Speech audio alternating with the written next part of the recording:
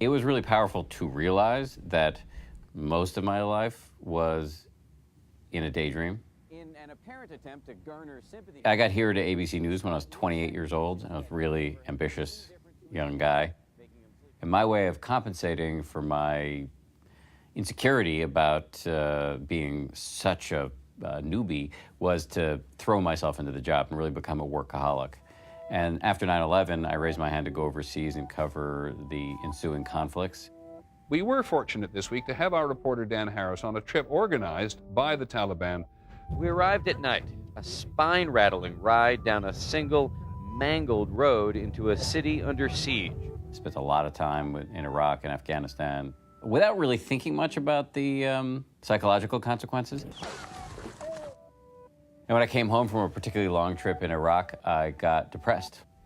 And then I did something really, really dumb, which was I started to self-medicate with recreational drugs.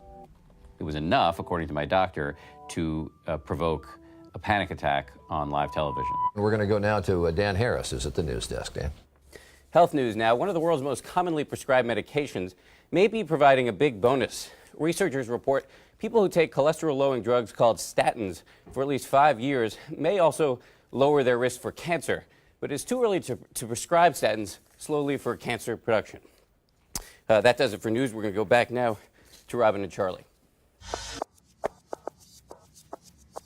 It raised the level of adrenaline in my brain, which, according to my doctor, primed me to lose it on Good Morning America in front of 5 million people.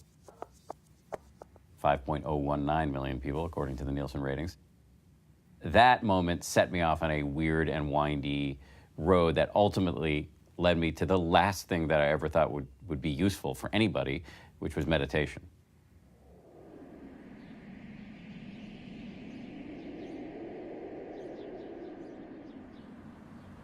We're ruminating about past and future in a way that keeps us from really connecting with the present moment in a way that values it as good enough. Meditation is a technique of finding well-being in the present moment before anything happens.